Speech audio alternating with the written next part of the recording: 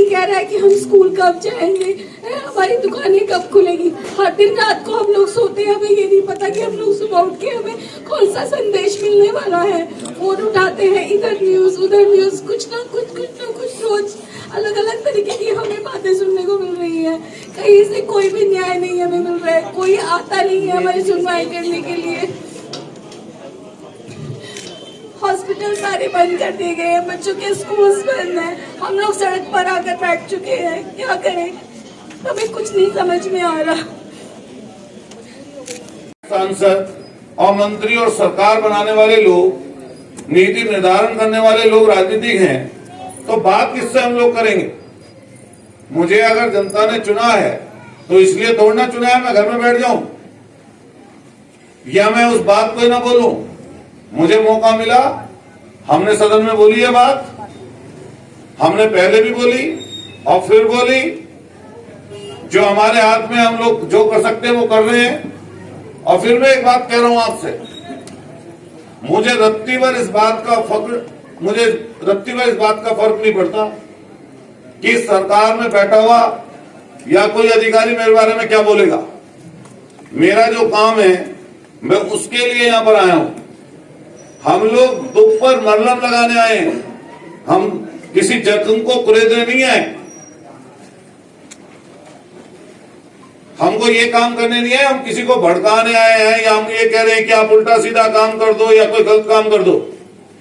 लेकिन आवाज किसकी जाएगी दूर तक। जो लोग किसी भी सदन के सदस्य हैं, बड़े राजनीतिक लोग हैं, उन्हीं की तो बात जाती है। मेरी माने अखिलेश यादव जी से बात हुई, दूसरे नंबर की पार्टी है, उत्तर प्रदेश की मुख्य विपक्षी दल है, उनको भी 125 विधायक जिता रखे हैं जनता ने, पूर्व के मुख्यमंत्री हैं, वर्तमान में 37 सांसद हैं।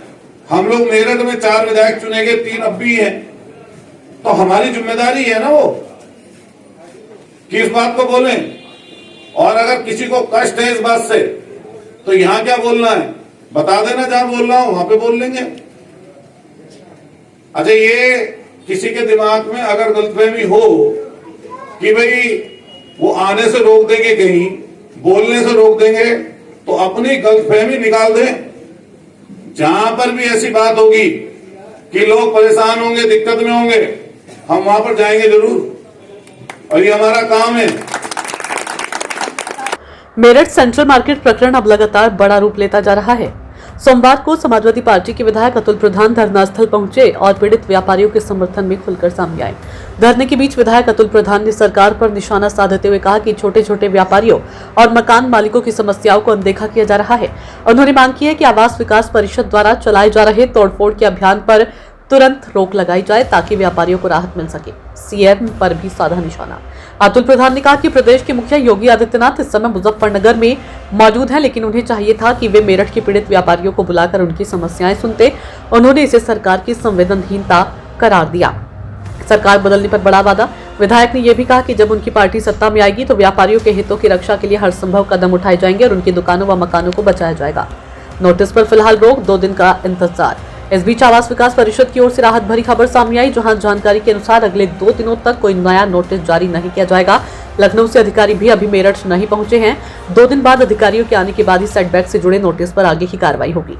70 करोड़ बनाम 15 करोड़ पैसों पर विवाद। मामले में एक और नया मोड़ तब आया जब व्यापारियों ने दावा किया कि उन्होंने कमर्शियल कराने के नाम पर करीब 70 करोड़ रुपए जमा कराए हैं, तो वहीं आवास विकास परिषद ने इस दावे को खारिज करते हुए स्पष्ट किया कि उनके पास सिर्फ 15 करोड़ रुपए ही जमा हुए हैं। 70 करोड़ जैसी कोई रकम प्राप्त नहीं हुई। सेंट्रल मार्केट का विवाद अब प्रशासन, व्यापारियों और सियासत के बीच एक बड़ा मुद्दा बनता जा रहा है।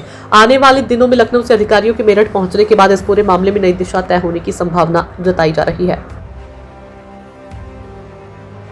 देखिए, हमारा पहले दिन से तर्क है इस चीज का, और न केवल मेरा मत कि हमारे माननीय राष्ट्रीय अध्यक्ष जी का, कि हम लोग इनकी किस तरीके से कैसे मदद कर दें।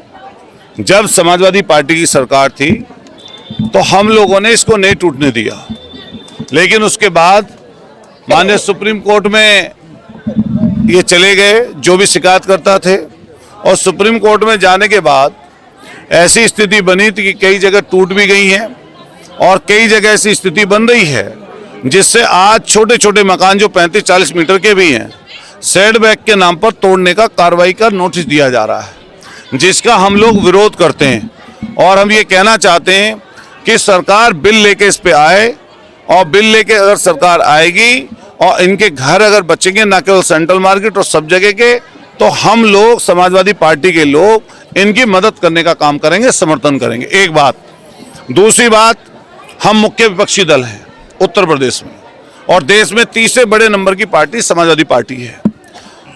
हमारे नेता ने लगातार सेंट्रल मार्केट के प्रकरण को उठाया है, पहले भी उठाया था, और कल माननीय मुख्यमंत्री जी जब मुजफ्फरनगर जा रहे थे तो ट्वीट के माध्यम से, और आज अखबारों में छपा है बड़ा बड़ा, कि मुख्यमंत्री से ये कहा गया कि आप मुजफ्फरनगर मेरठ के बराबर में आ रहे हैं, तो आप इनके परिवारों को बुलाइए, इनकी परेशानी दिक्कत को सुनिए और इसका हल निकालिए। लेकिन अभी तक कोई संदेश मैसेज नहीं आया था और ना इन लोगों को बुलाया गया है। मैं कोशिश कर रहे हैं, हम लोग, हमारे अध्यक्ष जी यहाँ पर खड़े हैं और हमारे साथी यहाँ पर लगातार, हमारे सैंकी वर्मा, हमारे सुदीप जैन जी और हमारे तमाम साथी अनंजय भाई यहाँ पर हैं, सब लोग लगकर यहाँ व्यापारी साथियों की मदद कर रहे हैं। हम लोग भी ये बात कह रहे हैं, मैंने पहले भी सदन में उठाई है ये बात, फिर हम लोग इस बात को सदन में उठाएंगे। और माननीय अखिलेश यादव जी ने पहले ये बात कह चुके हैं कि सरकार 27 में बनने के बाद हम इन सब व्यापारी साथियों को कोई भी रास्ता निकालकर इनकी मदद करेंगे। दो बात। तीसरे नंबर की बात, हम बीजेपी की सरकार से भी अपील करना चाहते हैं, हालांकि अपील सुनती नहीं है। ये दया धर्म, ये हार्टलेस लोग हैं, हृदय विहीन लोग हैं, इनको कोई फर्क नहीं पड़ता। इनको फर्क पड़ता है अंबानी अडानी से। अगर उनके ऊपर कोई दिक्कत परेशानी आती है तो ये पूरी सरकार बिछ जाती है, और अगर कोई छोटे व्यापारी, छोटे मजदूर, किसान पक्ष के लोग अगर परेशानी दिक्कत में रहते हैं तो ये सरकार उनसे बदले की तरह काम करती है। हम उनसे भी अपील करते हैं कि सरकार स्वतः बिल लेकर आए और इन व्यापारियों की मदद करे।